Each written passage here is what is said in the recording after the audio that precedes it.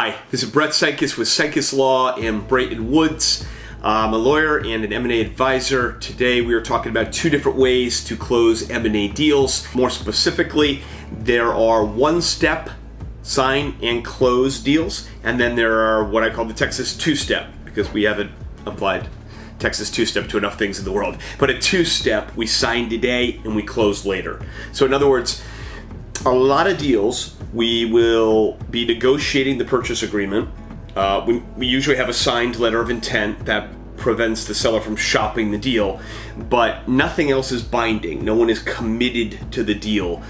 There's not terribly binding stuff on the letter of intent. And we're negotiating the purchase agreement. The buyer's doing due diligence, and when we're ready to go, we have a closing where we sign the binding purchase agreement at the same time that the money transfers, the stock or the assets transfers, all done and closed. Everything is done on one day and the business changes hands. That's a one-step sign and close. A two-step sign and close is we sign a binding purchase agreement. So not a letter of intent that's just binding on a couple of things, a purchase agreement that's fully binding. Like every issue is hashed out. There will be some conditions on it. So there'll be a section in that type of purchase agreement that isn't in the one-step close types that says conditions to closing. And those conditions will look like things like, the seller will have made a bunch of covenants that also wouldn't be in a one-time close deal that says between signing and closing, you can't give anyone a raise. You have to run the business in the ordinary course of business. You cannot take on any other debt. You cannot sell any assets. You cannot lose any material customers or suppliers. I mean, that's not really a covenant because that's hard for them to control, but that would be a condition to closing. So we have all this language that's meant to say, we have a done deal. Here's the finite reasons either of us can get out of it, and the business needs to look like it does on that day we signed to close later. And then at closing, the major stuff has been signed. You have some ancillary agreements. You have something called a bring down certificate, which is sort of an update or a reaffirmation of the reps and warranties that the parties made, which are statements of fact about themselves and the business being sold. So you have some paper changing hands, but the heavy lifting piece was done earlier. So why would you do one over the other? Well, let's start with in the Main Street part of the market, in the lower middle market, which we define as $50 million and under. Certainly the lower part of that. So let's just say businesses of $10 million and under. It's very, very, very common, in my experience, that they're one-time closes.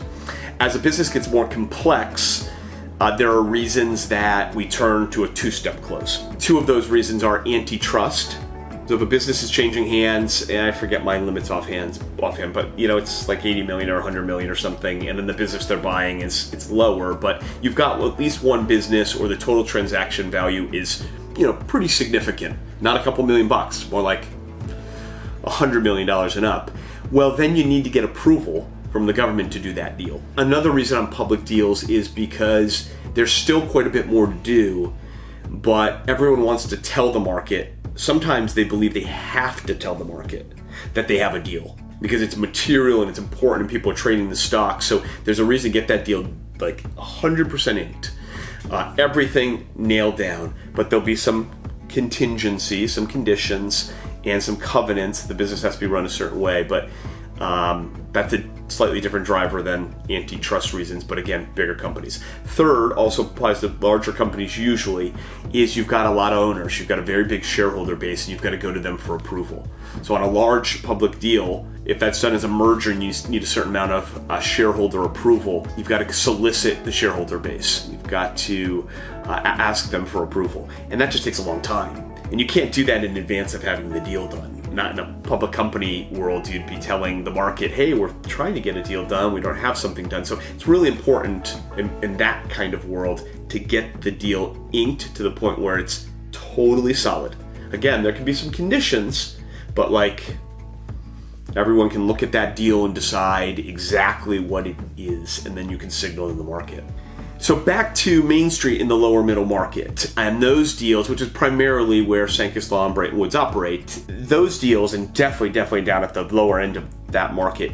Those deals are almost always done as one-time sign and close, but sometimes we do them as two steps. And the reason we would do that is because the seller wants to get the buyer 100% committed to the deal. So generally, if we're doing a one-step sign and close, we usually have a letter of intent. It could be called heads of terms or term sheet or indication of interest, and it says, here's the broad strokes, here's the key terms. But it doesn't have all the detail. It doesn't have all the other stuff we're going to put into a purchase agreement, which is in the weeds, but it's still important stuff to work through.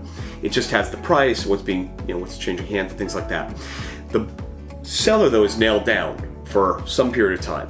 30, 60, 90, 120 days, the seller can't shop the deal, can't continue to talk to other prospective buyers. Meanwhile, the buyer's got an unmitigated right to just walk away. So the seller's locked up and waiting on the buyer. And most buyers, in my experience, are operating in good faith and want to get a deal done quickly, and there's no issue. But sometimes buyers decide they want to use the opportunity while the seller can't shop the deal to try and renegotiate the deal. In other words, if a seller's desperate to sell and a buyer knows that, and the seller isn't able to shop the deal for 120 days no matter what, the buyer's got a good position to got the seller somewhat cornered to negotiate. Now, generally we'll include, unless we get pushback, language in a term sheet that gives the seller a little bit more right here if the buyer wants to renegotiate. But most term sheets that I see or letters of intent that come to me that we didn't lawyer, seller can't do anything, even if the buyer's trying to renegotiate. Seller doesn't have to agree, but they have to sit there and ride out the exclusivity period. So some sellers want to get that nailed down today. And some buyers, occasionally, a buyer wants the same thing. They want to nail the seller down because the seller could ride out the whole period of time. Now, if they want to do a deal, they probably wouldn't have locked up. But at some point, I've had deals where my buyer's been more concerned with the seller that the seller might get cold feet on the deal. So we're really aggressively moving to a fully committed, 100% baked purchase agreement, again, with some contingencies. So that is one step and two-step closings. If you have any questions, as always, reach out. Thanks.